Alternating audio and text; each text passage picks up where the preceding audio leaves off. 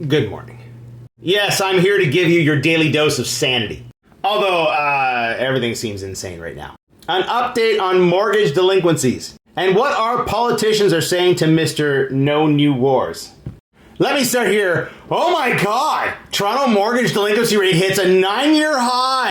You know what kills me is that I've seen a few posts on this, and no one bothers to check the history to see if a 9-year high is 1, a lot, or 2, historically a lot. So Better Dwelling does this. Okay, they show you this chart going back to Q1 of 2014. Yes, it is indeed back to where it was 9 years ago. Oh my God. But of course, Better Dwelling is known for painting a very somber picture over and over again. So I went to the Canadian Bankers Association and CMHC to get the numbers. Now, as with the last update, I like to point out that Canada is down here. That's the UK. That's the US. We're doing all right. And, as expected, mortgages in arrears increases with unemployment, and right now we are in an increasing unemployment environment. That's the mortgages in arrears. That's the unemployment. Like, almost lockstep. Look at that. Imagine if there wasn't COVID relief. Eh? Imagine. For those who are wondering why every country on the planet printed money for COVID. That's why.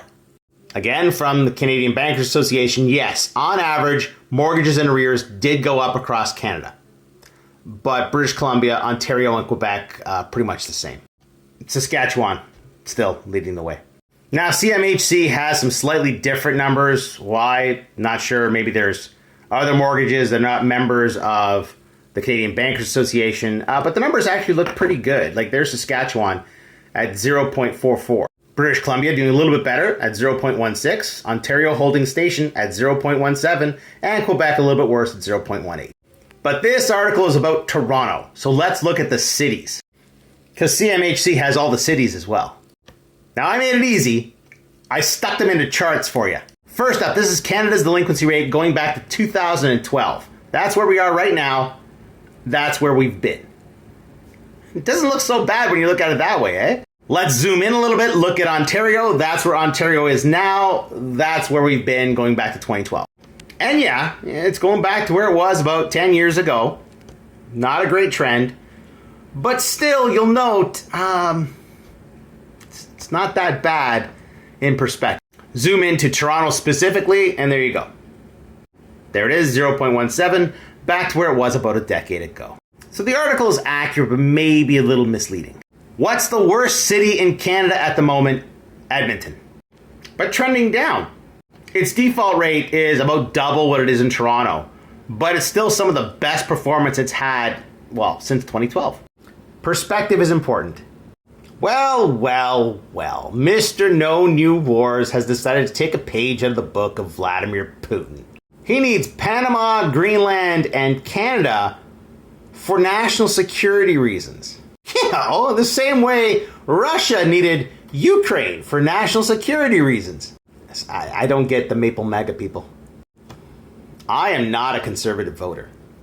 I think Doug Ford has made a disaster of his tenure in Ontario. Our healthcare is awful.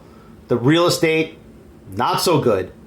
And still, I think he's the best politician we have in the country. You may have heard recently that Doug Ford has said Canada is not for sale. He has made a counteroffer to the United States saying that we should buy Alaska and Minnesota.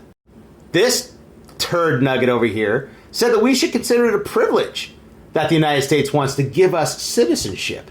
Remember, the border issue between the United States and Canada is not that we are sending drugs to them. It's that they're sending drugs to us. And they're illegal firearms. Now JT, who is still our prime minister at the moment, said there isn't a snowball's chance in hell that Canada would become part of the United States. You know who agrees with him? Pierre Poilievre. Canada will never be the 51st state, period. We are a great and independent country. And then he goes on to blame the Liberals and the NDP.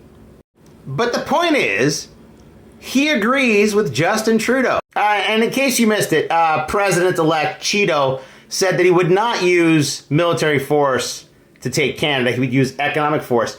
But he did not rule out using the military to take Greenland and Panama. No new wars, except, of course, the wars that would start when he tries to take Greenland and Panama by force. Why do you hate Trump so much? Why do you hate Trump so much? Now do you see why I hate Trump so much?